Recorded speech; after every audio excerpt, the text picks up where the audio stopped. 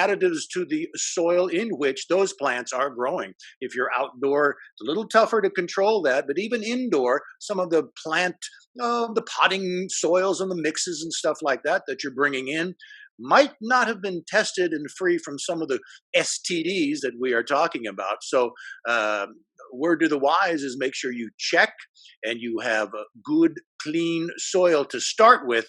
Therefore, the plant can't suck up any cooties out of your dirt. Am I right, Denise? You are so right, Kron. And with that, I would like to invite the attendees on this broadcast to take a look at this website. It's called plantstds.com. That's plantstds.com. And we're talking about substrate transmitted diseases. So this all started with a personal attempt to grow food. It wasn't even cannabis. It was growing, vegetables, trying to grow vegetables in my own backyard. And I went to Home Depot. I still have the receipt, by the way, so I know which brand it is. And I bought one of those little peat pellet greenhouses. It had 72 little spaces. You just pour water in it, and then you put your seed in the little peat moss, and you put the lid on, and you wait for it to sprout. It's its own little ecosystem. Well, what sprouted was mold. And it always perplexed me. Where did the mold come from if all I did was follow the instructions and add water? What do you think, Kron? Where do you think it came from? It probably had something to do with some of the crap that was in those little mixing tubes, maybe some palm frond or some dirt clods, or I don't know. Where did it come from? So we started really going down the breadcrumb trail. And if Jessica and Dino are on the line, I'd like to introduce them. Dino is a master organic grower. He is a consultant to many different companies on how to grow with purity and eliminating the toxicity in plants, which comes from the soil, including heavy metals and mold. So I consulted him for this particular report that's published at plantstds.com. And what I'd like to let the growing community know out there is that in this breadcrumb trail that we followed, Jessica will tell you where she went along the way, including to farms and what she saw. What we ended up doing was having some soil samples analyzed, just like you would send CBD or any extract from the cannabis plant to an independent laboratory. And what came back was shocking. We sent in 5 of the most popular brands of coconut core substrate to an independent laboratory to have them analyzed. And 40, that is 40%, came back laden with pathogenic mold. Oh, so if Dino was on the line, Dino, could you chime in and let everybody know, what does that do when you start your grow with pathogenic mold in the substrate? Oh, your grow is doomed, basically. So plants, certain ones in particular, particularly the cannabis plant, is an absorptive plant. So what it'll do is it'll go ahead and suck everything and all nutrients and all cooties within the range where the roots are. So what you'd end up having is whatever problems are in your soil are now going to be in your plant, and your plant is now going to go ahead and produce these wonderful blooms, and they're going to be laden with things like arsenic or cadmium or mercury or lead. If you had heavy metals toxicity, if you have things like fungus, or you have Fusarium, Pythium, you'll have these kinds of blooms that in your room, all of a sudden, magically, you'll end up with this lovely white coating. It's like it snowed all over your plants in the middle of the night. And you're going, wow, look at the trichome productions. But no, it's not trichome. That's powdery mildew. Where did it come from? Everyone's scratching their head going, oh my God, did someone bring it in? Right. Who did this? And lo and behold, we found that it was endemic within the actual coconut core. So the actual coconut core, because you have an environmentally perfect room, 80 some degrees, you have the perfect humidity, about 50%, you have the beautiful tropical winds blowing because you have fans everywhere, so you have this wind air vortex. So as soon as you have this eruption, because that's literally what it is, the spores go and they blow all over your room. And now you on this wonderful wave of air, this airstream, you now have everything floating, and now it's all landing on your plants in this perfect environment. And guess what? It starts attacking your plant immediately. Boom. So what do you end up with? Powdery mildew bloom. And now what do you do as a grower? Because every single day you're in your room, you're checking what's going on, right? You have to treat it with something. And that's where Dr. Judy is going to go ahead and have a heart attack, because what do? You go to the hydroponic store and you get a product, could be product X, and then you go ahead and drop a bomb, because that's literally what they're called, a bomb. You drop the bomb, and you drop the bomb in the night when the lights are off and you're the last guy out, and you run out the door and you close the door as you drop this bomb, and it then fills your room with this cloud of death. Seriously, I'm not kidding. And then when you go in the morning and the next morning, you have to hit the emergency purge to purge all of this blanketed aerosol death out. That's the only way you kill stuff, because of these powdery mildew blooms. I'm not joking. That's how guys grow. Now, this is news that I've heard in the past, and I understand that should you not remove the snow that comes out of nowhere and take that plant to harvest, that by heating up that white mildew, you're actually producing some sort of poison. I will leave that one to Dr. Judy. She probably knows about what happens with the chemical reactions, but I will tell you, nonetheless, anytime you're vaping, inhaling stuff, bringing it into your lungs, well, you're kind of bypassing a lot of other things. Because if you smear something on your skin, it's going through your skin, then into your bloodstream, goes through your fatty tissues, eventually gets into your blood. Maybe the antibodies will be able to attack it and get rid of it.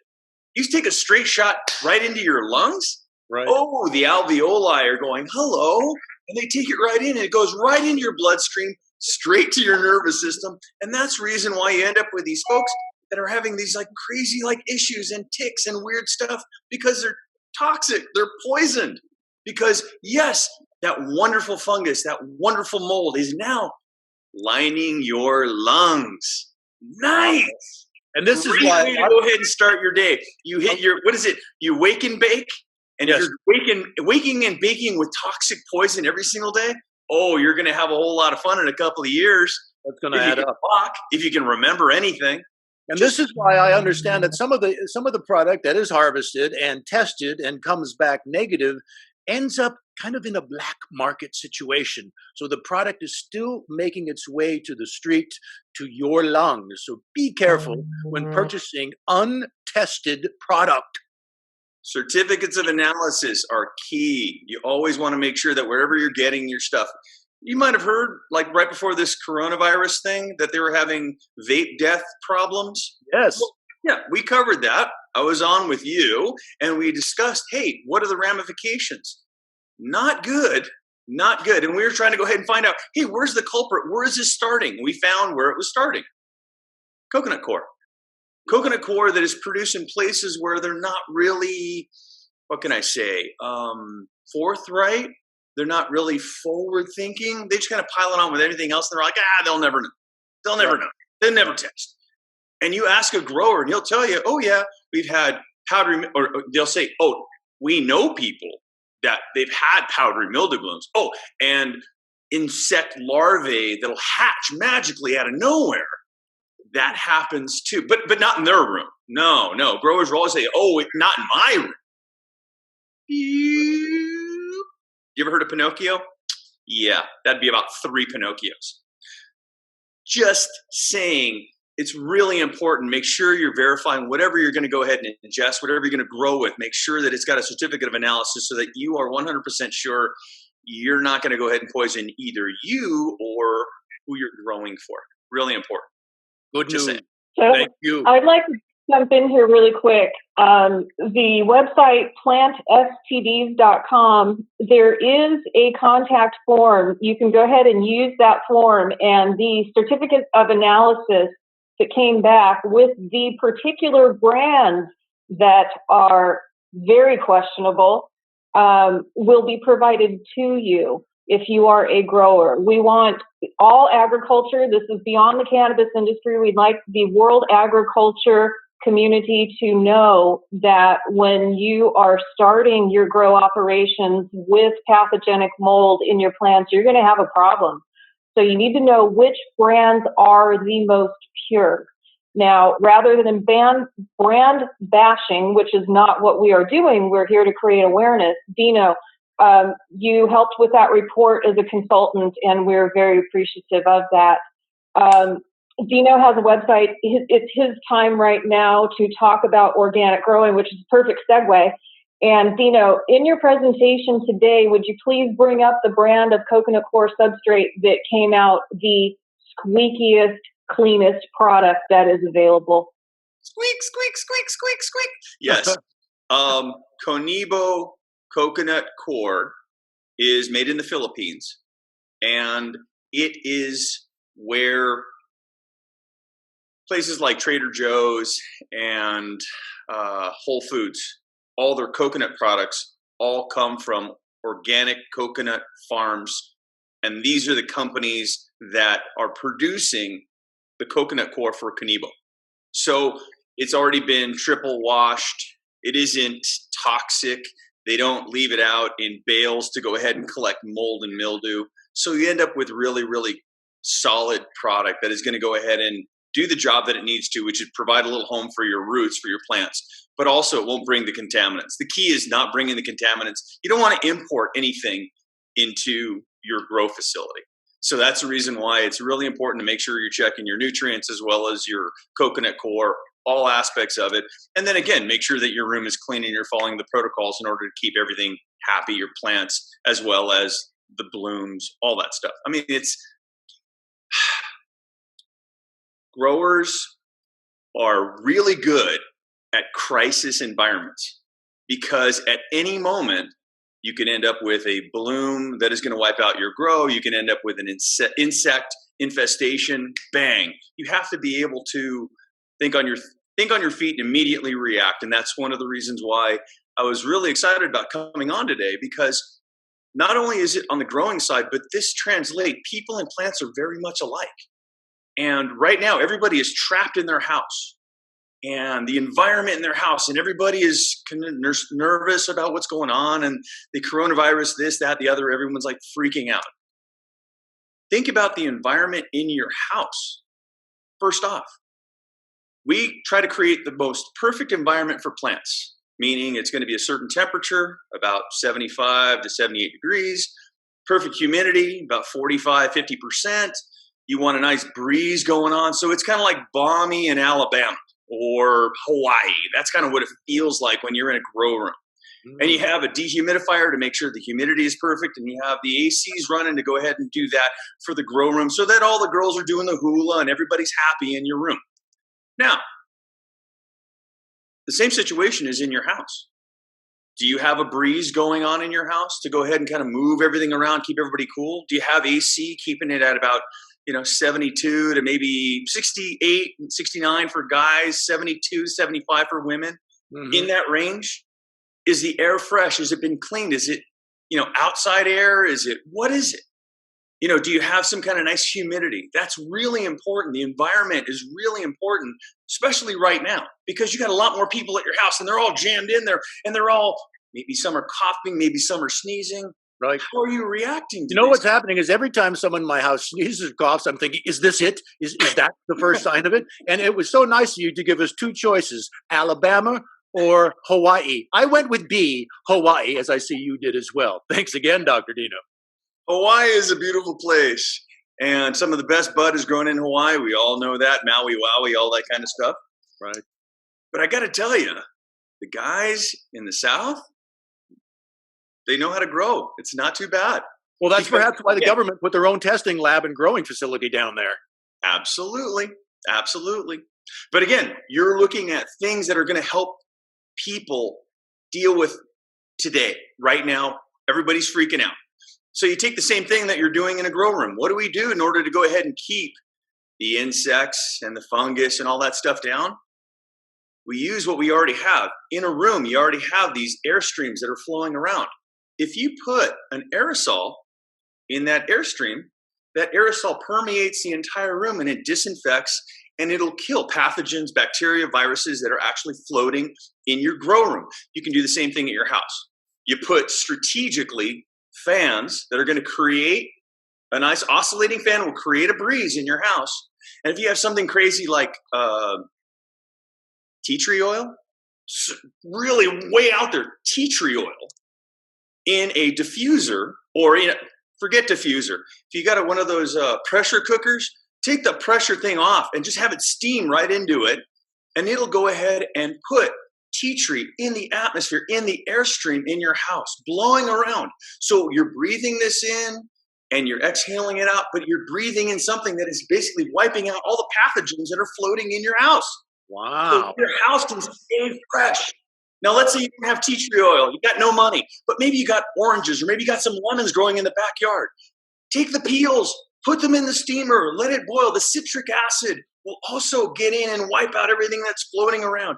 Good stuff to go ahead and do it. Cinnamon, one of the best stone cold killers out there. Cinnamon. And you know what? It smells pretty nice when you have it in your house. Right? Just saying. Crazy like that. Great combination. I've got a huge lemon tree out back. Thank you again, Dr. Dino. But I didn't know that the oils, which are, very pungent, I didn't know that simply by steaming them and inducing them into your air in the house can help you. A little hint of cinnamon sounds like a housewarming to me. I'm going to get on this like a hobo on a hot dog. I'm telling you, it will go ahead and make a difference, not only in the attitude and the environment, people that are stuck in there. You put that, first off, give them a little bit of room. You got a lot of furniture and you got a lot of people, put the furniture in the garage. Do something. Make it a little bit more roomy. Plants don't like to be crowded. People don't like to be crowded. Plants don't like stale, fetid air. People don't like that either. Right. Keep the breeze rolling. As long as you can get some kind of a breeze in there with that scent in there, it's going to help. People are going to feel better. Just make sure you keep that temperature right. And then this is kind of interesting. If you ever talk to a grower and he's telling you about what he has, and he says, you tell him, hey, can I come see your grow? And the first response is, no, sorry, no. It isn't that he's being a jerk. It's that we are masters of dealing with a crisis.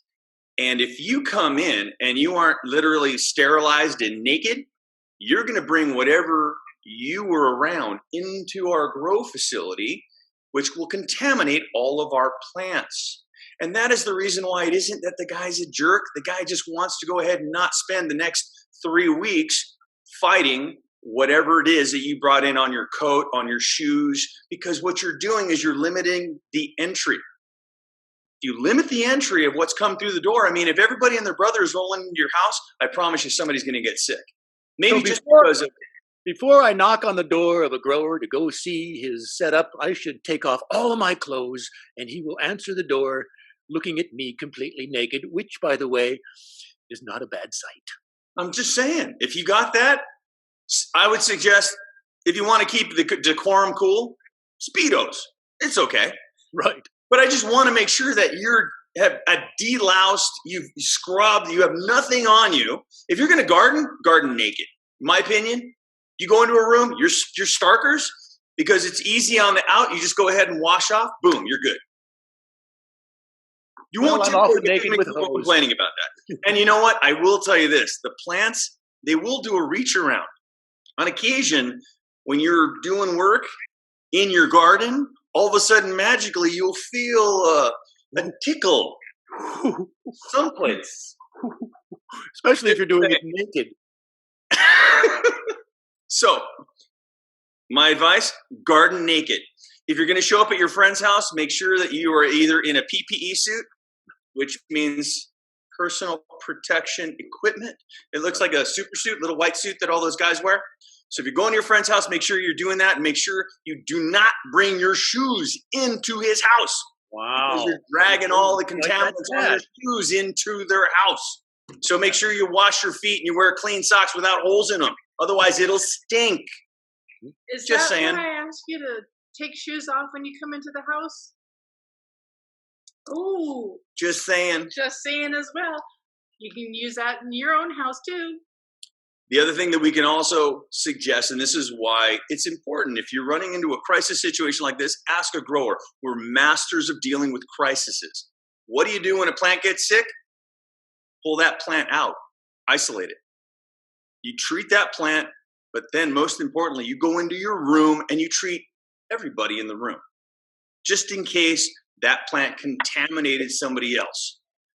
That's why it's super important to be able to immediately, what we call as a booster shot. You go ahead and feed everybody amino acids, proteins. You're going to go ahead and give them whatever they can. And then you're going to go ahead and spray everybody with things like eucalyptus. You're going to put that in the air. You're going to put the citric acid in the air, the tea tree oil in the air. That's what you want to have to go ahead and make sure that your room is still safe. You don't want that one contaminated plant to ruin everything, because that'll create serious problems. For a person, you, me, booster shot, you'll like this one. You take garlic, maybe 4 or 5 cloves, you stick it in a blender, you put a little bit of ice in there, you put a cup or maybe 2 of lemonade, a little cinnamon, a lot of honey. Whip it up. Now you have your little frappe. It looks kind of like a pisco sour. If you're Peruvian, you'll know what I'm talking about. It's going to kick because it's a lot of garlic. But what it'll do is, boom, whatever's in you is going to flatten it, because the garlic is going to go ahead and wipe it out, boost your immune system really, really quick. That's what you want. You want to be able to boost your immune system as fast as humanly possible. The lemon is the citric acid, is going to go ahead and kill anything that's in you. The honey makes it go down a little bit easier. The cinnamon also, stone cold killer, wipes things out. That's the reason why I'm saying, if you're going to be in a space where everyone is kind of stuck for the next whatever amount of time that the government is saying we got to stay in our houses, these little grower tips, your environment, the airstream around you, what you're putting in you, what you're drinking. You do these things, and then also wipe down all the counters. Right. Lemon juice and hydrogen peroxide. That'll go ahead and wipe pretty much anything out. It'll kill pretty much anything.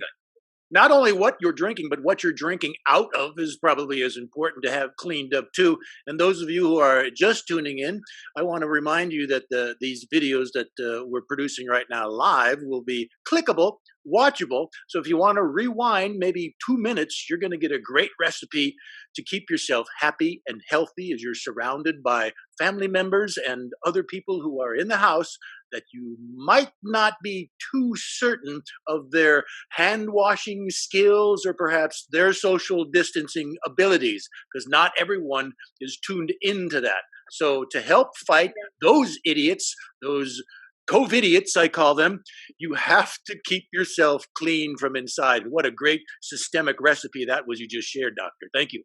Oh, and it will also help with the social distancing as well. When you consume that much garlic, guaranteed you're going to have your 6-foot space or more.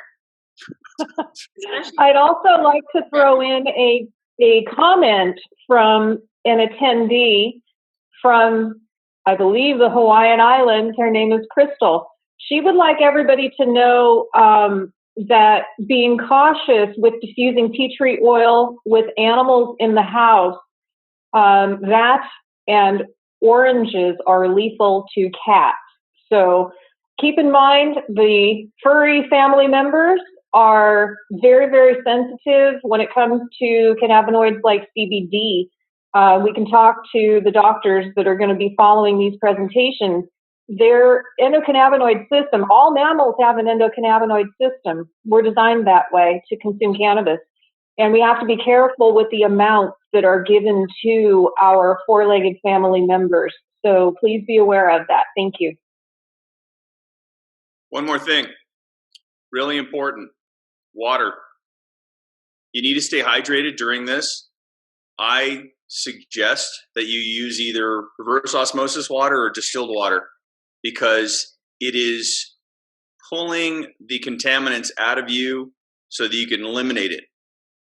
Personal story, my sister came down with leukemia and went through the entire chemotherapy process. And the entire time that she was in the hospital, I would bring her gallons upon gallons of reverse osmosis, charcoal filtered water that I vortex and oxygenate.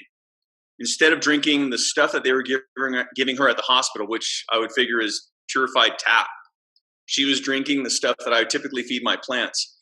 The difference in the amount of liquids that she was expelling in her urine was more than 15%. And if you know anything about chemo, you're taking a liquid that is radioactive and it sits in your other organs, not just the ones that are supposed to be going to that are impacted. This was cleaning out more than she was literally taking in. And that is incredibly important because typically with chemo, they'll get something or get majority of what they're trying to go ahead and wipe out. But the radioactive elements sometimes get stuck in your other organs. And that's the reason why it's important to flush all that stuff out. When you're drinking distilled water or you're drinking reverse osmosis water, it literally acts like a magnet. So it has a, let's say, a positive charge and you have a negative element, boom, grabs it, pulls it right out. If you have a situation where you have calcification in your body, or if you have kidney stones, or if you have, I don't know, like a brain aneurysm or something, like our good friend, the coffee chef. Yeah, the stroke. This is able to go ahead. Oh, this is able to pull a lot of that calcification out of your system. And all of a sudden, you end up with more flexible and more pliable arteries and veins. And again, he mentioned that the calcification within the brain veins, if you will, are what causes the stroke. They just basically get smaller and less elastic. And you're saying by drinking this type of water, up they go. They're a little more flexible, and zim, zim, zim, the healing process is assisted. If you know people that do dialysis, a dialysis machine is strictly where they're taking your blood and they're running it right next to distilled water. And the distilled water is acting like a magnet. It's pulling the contaminant out. It's flowing the blood that's now been cleaned back to you because you can't do it. We do the same thing with plants when you're talking about growing. You want the water as clean as possible because if you're feeding them, you have to know what you're feeding them and what level it is. Total dissolved solids, you want to make sure you got the pH right, but you want to make sure your feed is correct depending on whether they're little plants or big plants. So when they're bigger, feed more. Smaller, feed less. It's important if you start with 0 on your water, 0 total dissolved solids, you know exactly what you're putting in your water. So now your plant can go ahead and absorb exactly what you want it to be absorbing. But when you're not putting any nutrients in the water, if it's already got a load, it's not doing you any good. That's why you drink it and you're like sloshing around. You can hear it moving around because your body didn't absorb it. You didn't flush the water out of your cells. It just kind of like went near it and... So it's back to your basics, penetration and absorption. Always. Everything, nutrients, water, it's always about penetration and absorption. If you don't get that right, yes, not gonna work out for you. They won't Just call saying. back. All right. Not just saying. Well, Dr. Dino, that is a buttload of information we just shared. And I can only tell you at home that if you're just tuning in, Dr. Dino, you can find him online as well as right here. We're going to produce these videos to help you recap. So if you didn't take notes, don't worry. You can watch the video again and get all these recipes to help you through this situation. Now, Denise. Yes.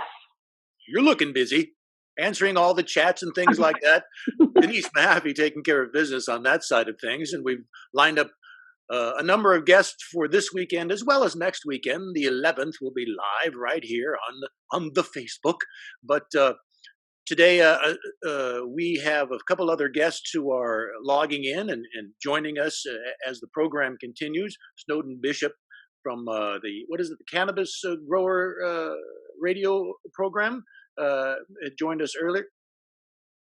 Which one? The Cannabis Reporter. Reporter, that's what it is. So, yeah, and Dino, by the way, your show will be up this week before the next symposium on the 11th. So I'm really looking forward to people getting access to that. It was a great interview that we had together. So thank you. Yeah, thank you. Now, Denise, You're what have you got lined up welcome. for us?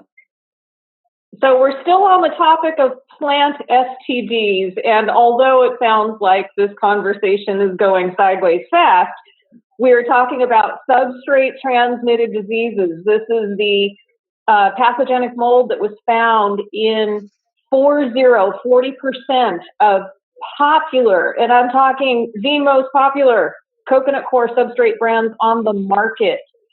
If growers are watching, please go to plantstds.com and go ahead and send your information in through the contact page, and we will be happy to send you the actual certificate of analysis that came back from an independent laboratory that analyzed the top coconut coir substrate brands on the market. The reason why we wrote this extensive report that is at plantstds.com is because people were becoming ill. And we've been seeing a lot of recalls from cannabis from mold.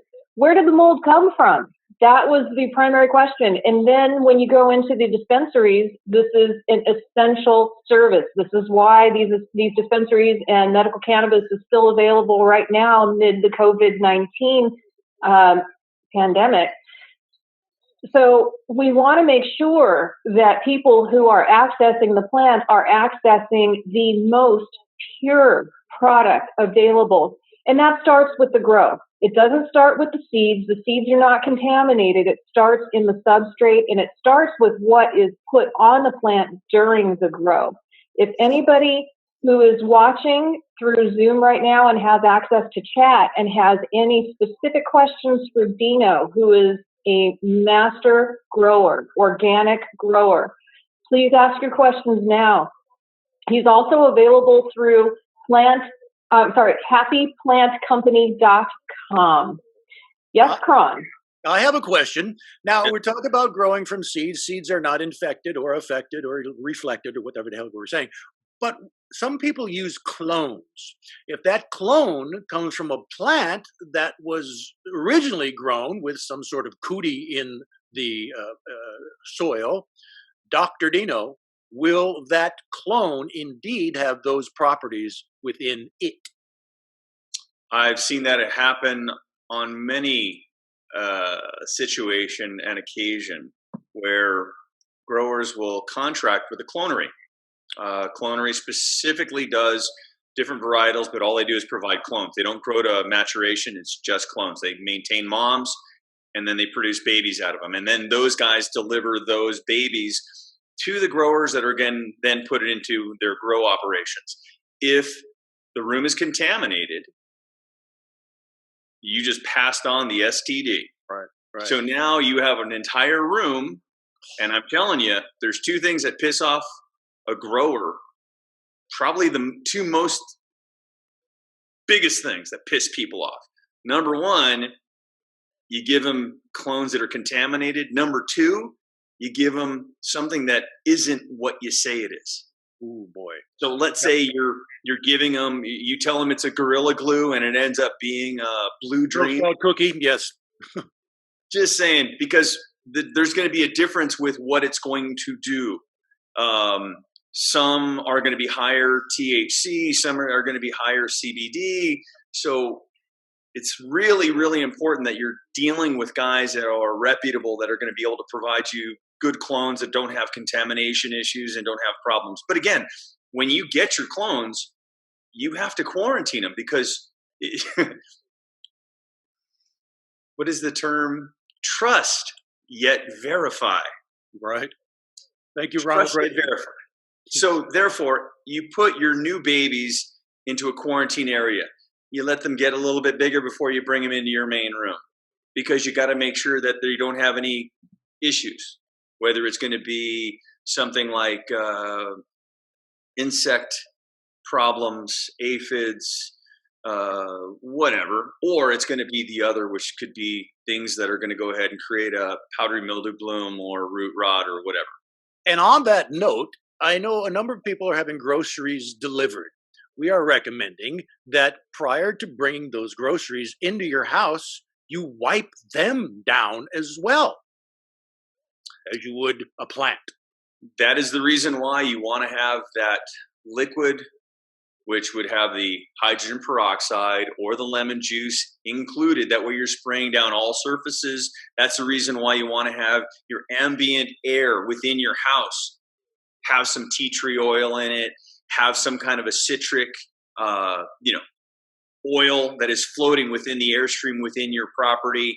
You want to have air circulating as long as it's not contaminated, as long as you're not next to, a refinery. But I mean, they're closed down anyway right now. So it doesn't matter. You got great air quality right now. Open your doors, people. Right. Get some fresh air in there, Take some lemons and boil them peels. Make sure you whack all the pillows on the couch. Knock those dead farts out of there. Get rid of that stuff. That was the name of my last band, The Dead Farts. Anyway. The ones that are like sitting in there, and as soon as you jump on it, you get to smell it again. Well, no. Go outside, whack that stuff. Clear your space. Make sure you remove some of that furniture that you're not using. Put in the garage. Give people a little bit of room. That's what make sure you do this. Plants like space. People like a little bit of space too. Yes, absolutely. And well, thank you, Dr. Dino. Dr. Judy left us just a moment ago. She'll be back. So people that have questions about COVID-19 and cannabis, stay tuned. Up next, we have Dr. Antoine Chevalier, who's done incredible brain research with cannabinoids. One other thing, Dino, we have 1 minute. Dr. Judy wanted to bring up the point that some growers are using glyphosate to dry their cannabis at the grow facility. What do you have to say about that? Does it work? Yes. Is it smart? No. You're literally, glyphosate, when you take it inside, basically just unzips all your cells in your stomach. If you want leaky gut, go get some Roundup. Go get something produced in Roundup. It'll go ahead and let everything you'll feel miserable and feel sick and then probably kill yourself and die because you'll be poisoned.